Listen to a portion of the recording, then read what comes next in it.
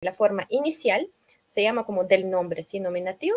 Y bueno, vamos a empezar con кто, что, era nuestra forma nominativa, ¿ya? Entonces, para preguntar quién está ahí, quién es nuestro sujeto, entonces no cambiamos esta palabra. Pero una vez quieras preguntar con quién estás, la palabra con en ruso es с. ¿Y requiere qué caso? Instrumental, ¿sí? Correcto. El caso instrumental es justo lo que acabo de escribir, с кем.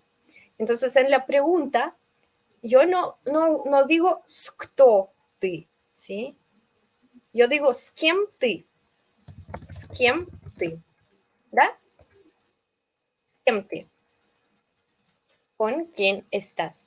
Pero en vez de verbo estar, simplemente ponemos el pronombre porque en presente no usamos el verbo ser, estar, no lo tenemos, ¿sí? Directamente con quién tú, ¿sí? Así suena en ruso. Entonces, vamos. Кто, что. Eso es fácil, ¿sí? ¿Quién? ¿Qué? ¿Cómo saber si es el sujeto o no? Bueno,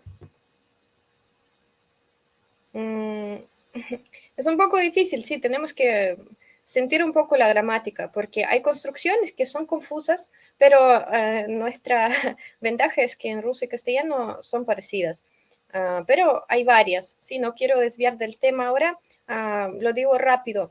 Si digo, yo amo las mandarinas, yo amo las mandarinas. Y amo en español, como suena demasiado fuerte, pero igual, yo amo las mandarinas. ¿Quién es el sujeto? Yo.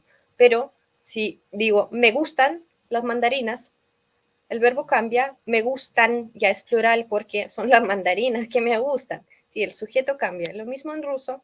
Sí, entonces depende, siempre tienes que fijarte en quién es el carácter principal aquí, ¿sí?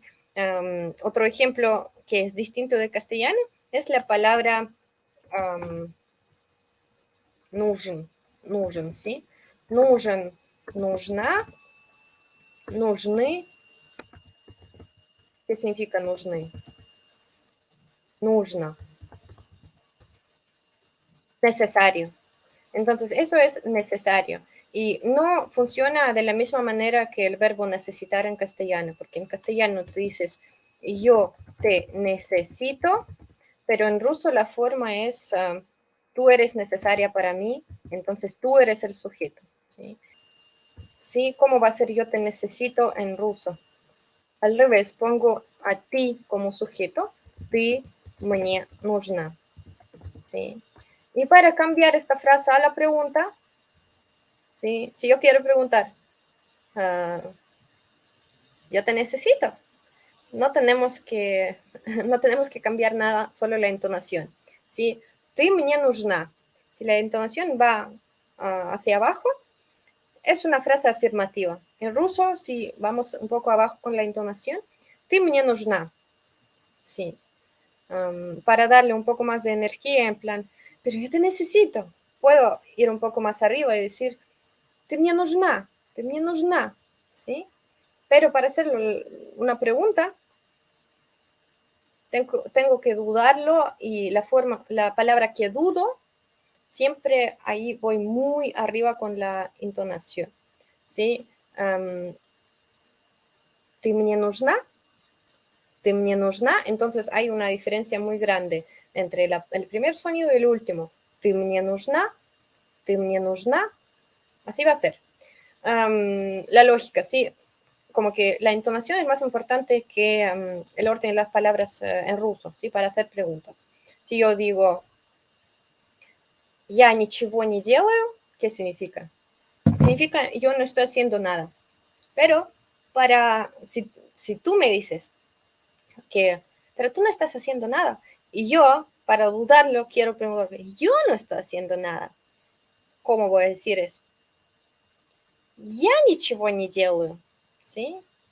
O ya ничего не делаю, sí, algo así. O sea, si dudo si soy yo quien no hace nada, entonces voy arriba con la entonación a la palabra ya.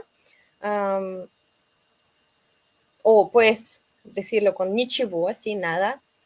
Я ничего не делаю, ¿sí? Como, bueno, hay varias versiones, pero siempre tiene que haber un contraste entre la palabra que dudas y las otras.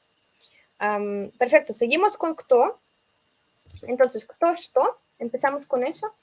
И luego, да, дальше у нас будет родительный падеж, ¿sí? El caso genitivo. Y el caso genitivo es ¿qué? Es cuando contamos algo o hay ausencia de algo, ¿sí? Y los niños rusos lo aprendemos con la palabra нет, ¿sí? Нет significa no hay. No hay. И нет. ¿Cómo cambia кто, что? Нет кого, чего. ¿Sí? Нет кого, чего. ¿Y por qué es importante saber esta forma? Primero porque кого, чего en sí no solo se usan las palabras. Si yo lo cambio, si yo le agrego кого-то, una to al final, ¿sí? Y чего-то, eso va a significar alguien y algo, ¿sí? Y las mismas formas, al menos, кто es siempre alguien animado, ¿sí? Las personas y los animales, ¿sí? Y esta forma de кого la vamos a utilizar para un otro caso. Y entonces, si yo quiero preguntar, ¿tú esperas a alguien? ¿Estás esperando a alguien? ¿Cómo decimos eso? ¿Tú estás esperando a alguien?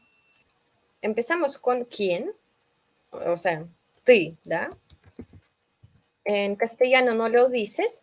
Tú no dices, tú, para ti es suficiente decir, estás esperando, pero dos cosas que tenemos que tener en cuenta aquí. Primero, que en ruso, en presente, o en cualquier tipo de pregunta, es muy importante no olvidar de decir el pronombre. ¿Sí? ¿Quién? Tienes que decirlo. ¿Ты ждешь кого-то? Entonces, necesitamos saber esta forma de quién. Ты ждешь кого-то. Прекрасно. И интонация. Интонация. Ты ждешь кого-то. Estás esperando a alguien. ¿Sí? Ты ждешь кого-то. Si voy abajo, eso va a ser afirmativo, ¿sí? Bueno, si tú estás esperando a alguien, ты ждешь кого-то abajo. Pero ты ждешь кого-то, это уже вопрос, la pregunta. Хорошо, дальше. Luego, ¿qué sucede? Ofrecer, llamar, regalar, dativo, ¿sí? Dativo es cuando le estamos dando algo a alguien. Y entonces, подарить, подарок сестре. Bueno, hacer un regalo a la hermana. Tenemos dos casos aquí. Primero hablamos de la hermana porque es nuestro dativo, ¿sí? Y cuando yo digo подарить, como les dije, tengo dos preguntas en mi mente. ¿Кому? ¿A quién? Y что. ¿Qué significa eso? Que nuestro caso dativo, кому, чему, tiene una... está relacionado con una pregunta en castellano también, solo que en castellano eso se expresa con preposiciones solamente. La palabra no cambia, pero, como dices, regalarle algo a alguien. Entonces, кому podría estar escrito como a alguien, ¿verdad? Regalarle algo a alguien, pues eso es кому.